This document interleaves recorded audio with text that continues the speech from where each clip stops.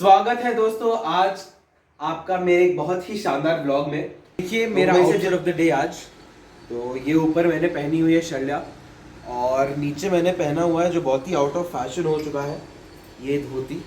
तो आप देख सकते हैं कि धोती काफ़ी अच्छे से आज मैंने पहनी हुई है। And it is very important for the youngsters कि वो अपनी प्राचीन कपड़े जो हैं वो भी पहना करें। मतलब ठीक है, बैगी बैगी तो ज़रूरी है, बट धोती को प्रमोट कीजिए। Hashtag vocal for local.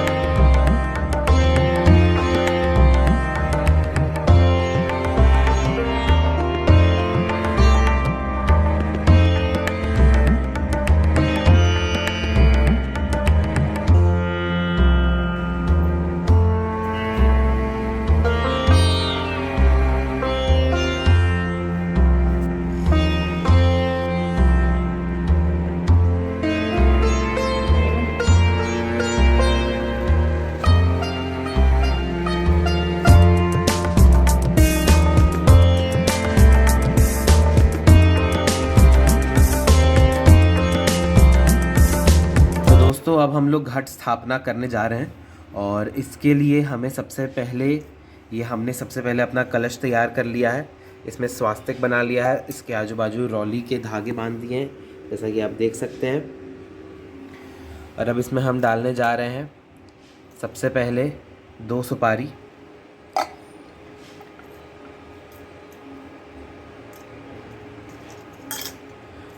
दुर्वा के कुछ पत्ते,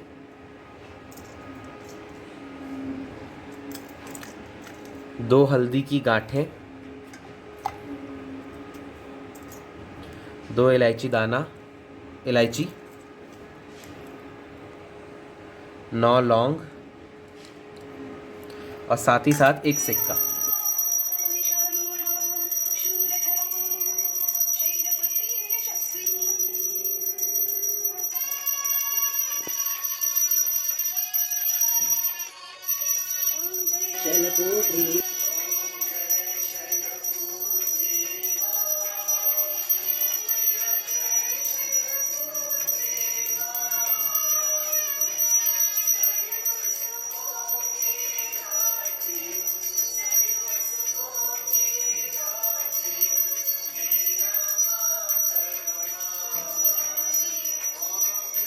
मम्मी आओ।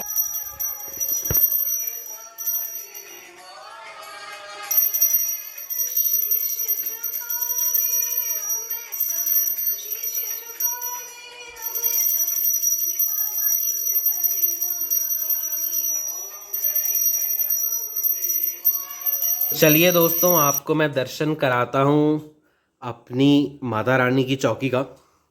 तो यहाँ से शुरू करते हैं। तो ये जो कलरफुल आपको दिख रहा है, तो इसे कहते हैं नवग्रह पूजन का ये जो चक्र होता है। तो जो सबसे बीच में है ये लाल रंग का, ये सूर्य है। उसके बाजू में जो है उसे मंगल कहते हैं। ऊपर चंद्रमा, फिर शुक्र, फिर बुध, फिर ये पीले रंग का गुरु, केतु, शनि और राहु। तो इस तरह का ये नवग्रह चक्र है। इसकी पूजा इसलिए की जाती है कि हमारे सारे जो ग्रह हैं वो शांत रहें, अनुकूल रहें। और उसी के जस्ट बाजू में अगर आप देखेंगे तो ये जो 16 पिंडियों की तरह जो चीज़ें रखी हुई हैं, तो असल में ये 16 माताओं का स्वरूप माना जाता है।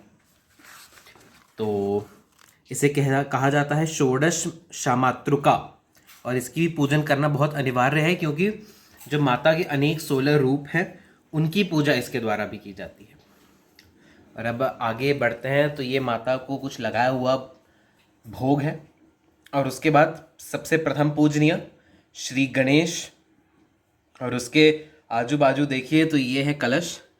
इसे कहा जाता है, ऐसा प्रतीक माना जाता है कि ब्रह्मा, विष्णु और महेश तीनों इसमें रहते हैं। और ये बाजू में मेरी ज्योति जो जलेगी अगले 9 दिनों तक लगातार। और पीछे यहाँ जौ बोई जाती हैं वो है। और ये मेरी माता रानी प्यारी सी। और उसके बाजू में अगर आप देख पा रहे होंगे, हाँ जी, ये है 16 श्रृंगार की जो थाली मैंने सजाई है। और ये मेरी प्यारी सी माता रानी। और ये बहुत ही सुंदर सी सजावट की गई है मेरे द्वारा। तो आप देख सकते हैं कि पूरा लुक कितना सुंदर आ रहा है। 6.5 hours later. ये दोस्तों, तो करते हैं अब शाम की पूजा। और उससे पहले मैं दिखाता हूँ आपका आज का मेरा आउटफिट। दोस्तों तो देखिए आप मेरा फिर से आउटफिट। तो आज मैंने क्या पहना है, तो आज गुरुवार का दिन है, तो बृहस्पतिवार को पहनना चाहिए पीला। तो ये पीले रंग का मेरा प्यारा सा सिल्क का कुर्ता, उसके साथ ये शल्या और नीचे पारंपरिक धोती। आज नवरात्रि का पहला दिन है, माता शैलपुत्री का दिन। और इस दिन आज भोग में हमने लगाया है ये खीर, मखाने की खीर, घी से बनी हुई, क्योंकि आज माता शैलपुत्री को दिया जाता है, अर्पित किया जाता है घी। चलिए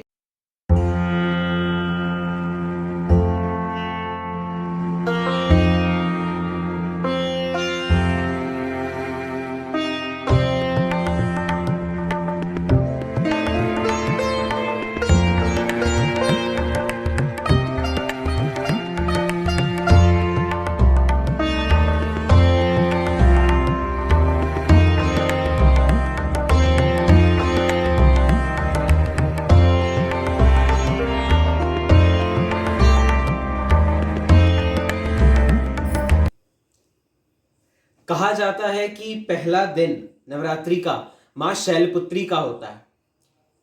और जो बच्ची जन्म लेती है किसी भी घर परिवार में, उसको मां शैलपुत्री के रूप में हमें देखना होता है।